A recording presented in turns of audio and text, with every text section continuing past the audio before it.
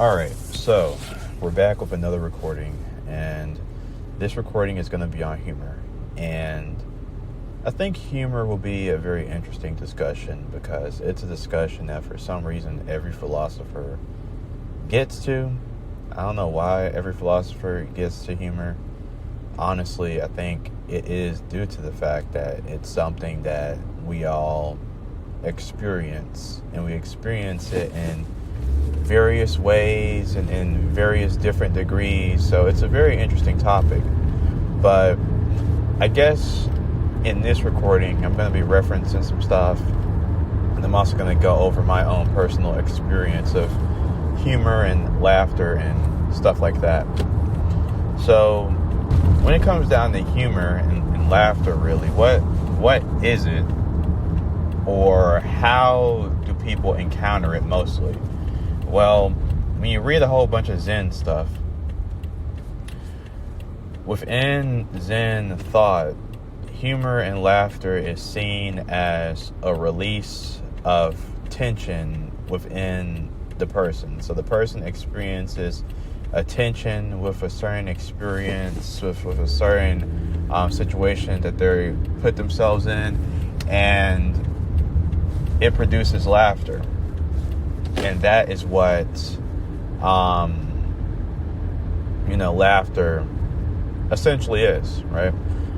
When it comes down to Nietzsche saw laughter, or the best application of laughter, being laughing in the face of adversity or struggle. When you experience such a discomforting challenge, or when you experience such when you experience an obstacle or a challenge that is super difficult, that is when it is best to laugh. That is when laughing is best used, because it takes a seriousness off of yourself, and it sort of puts a softness within your being that allows for you to go through the ordeal despite the harshness of it, right?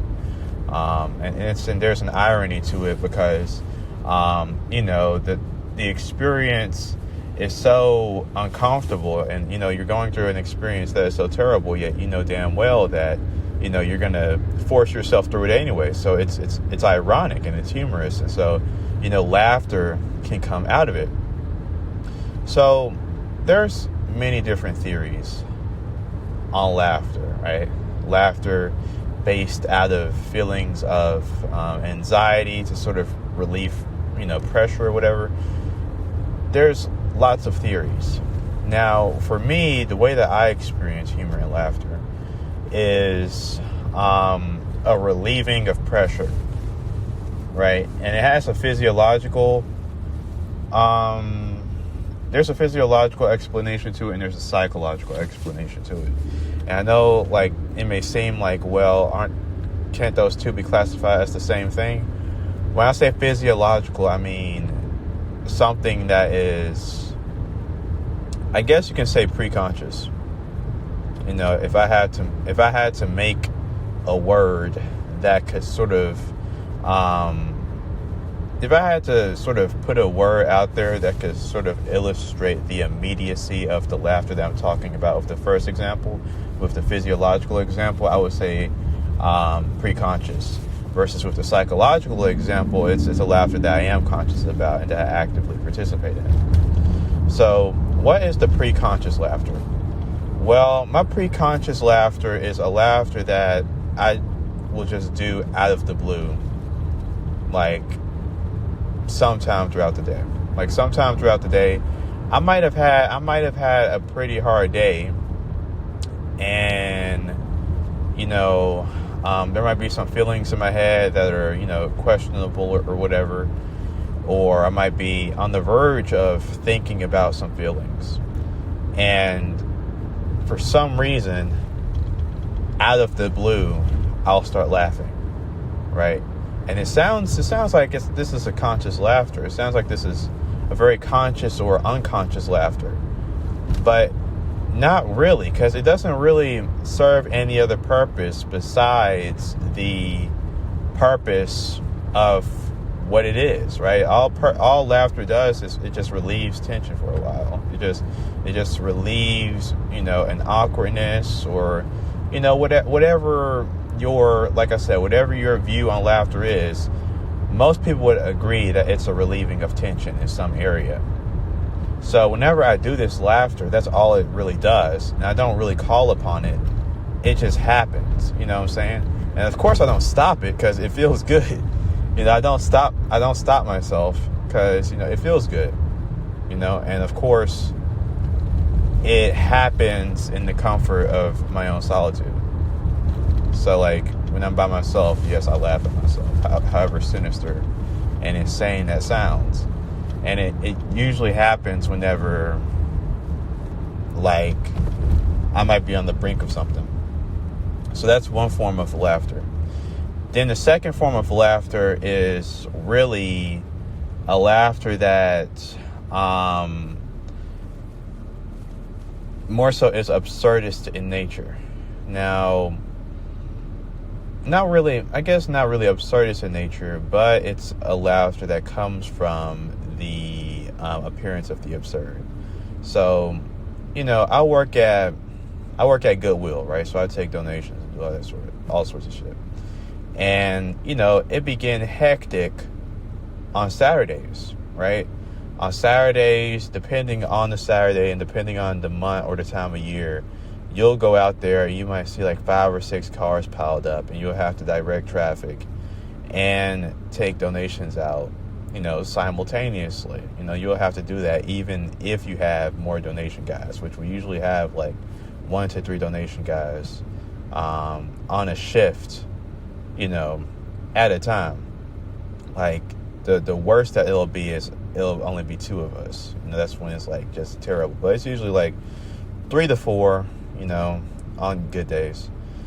And you'll go out there and, like I said, 5 to 6 cars lined up, customers, the people donating, hopefully the people donating are cool. You don't really get a whole lot of BS, but sometimes, they be assholes. Sometimes, it be Karens or whatever. You gotta remember, I live in the South.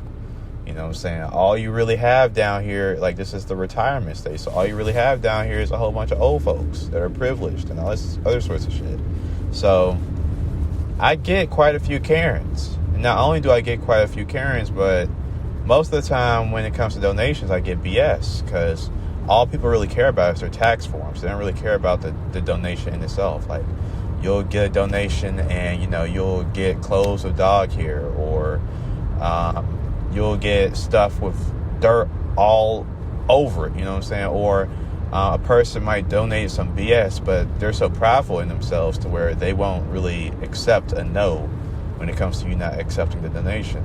And of course, since you don't want upper management to get involved with your store location, you just take the freaking donation, so no calls get put on you or your manager. So, it is what it is at the job.